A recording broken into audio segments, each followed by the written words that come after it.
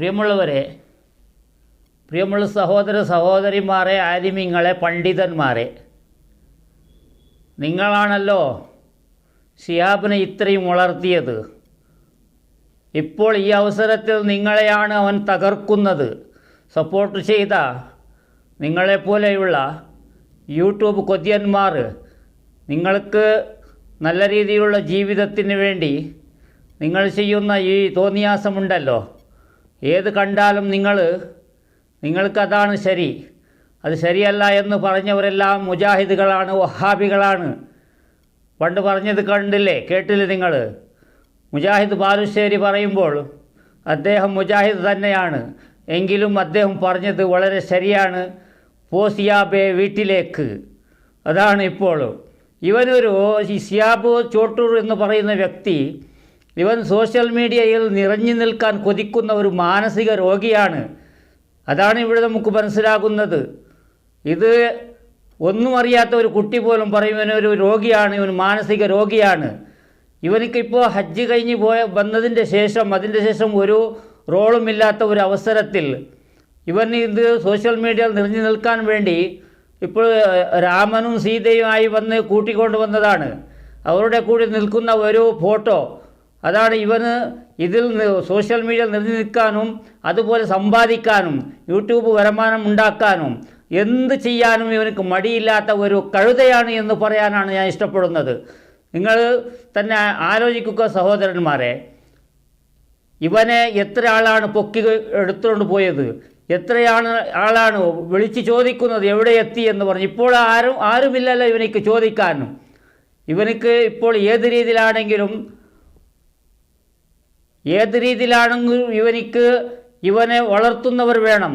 ഇതിപ്പോൾ അവസാനം ഇവൻ അങ്ങോട്ടാണ് നോക്കിയത്, ചുവന്നതായ അവസാനം ഇപ്പോൾ രാമസീത എന്ന് പറഞ്ഞ് ഒരു കൂട്ടം ഇറങ്ങിയിട്ടുണ്ടല്ലോ.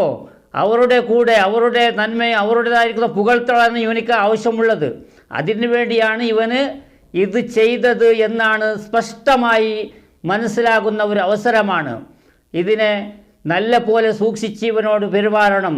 ഇവന് അടുത്ത് ഇവിടെ പുത്തൂരിൽ വന്ന് ഒരു വലിയായിരുന്നല്ലോ, പണം വാങ്ങിക്കാനും കൈമുത്താനും.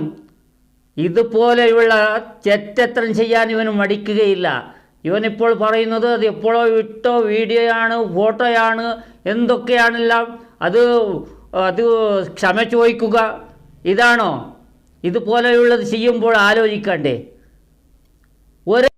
ഒരു പോലുമില്ല ഇവനിക്ക് ഇപ്പോൾ. ഇവന് നല്ല രീതിയിലാണ്, നല്ല ആളാണെന്ന് പറയുന്ന ഒരാൾ പോലും ഇവിടെ കാണാൻ കിട്ടുകയില്ല.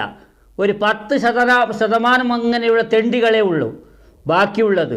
അതുകൊണ്ട് ഇതുപോലെയുള്ള വേഷധാരികൾ, ഇവനിക്ക് നല്ല പ്രശസ്തം വേണമെങ്കിൽ ഇവനിക്ക് മക്കയിൽ നിന്ന് വന്ന ശേഷം, മക്ക മദീന എല്ലാം നടന്നു പോയി വന്നില്ലേ, അതിൻ്റെ ശേഷം ഇവനിക്ക് എവിടെയെങ്കിലും ഇരുന്ന് തസ്ബീഹ് ചെയ്തിരുന്നെങ്കിൽ ഇവനെ വളർത്താൻ ആളിവിടെ റെഡി ഉണ്ടായിരുന്നല്ലോ.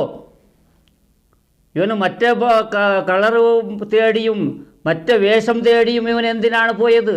ഇവിടെ തന്നെ ധാരാളം ആൾക്കാരാണുള്ളത്, കാത്തു നിൽക്കാൻ, പുകഴ്ത്താൻ.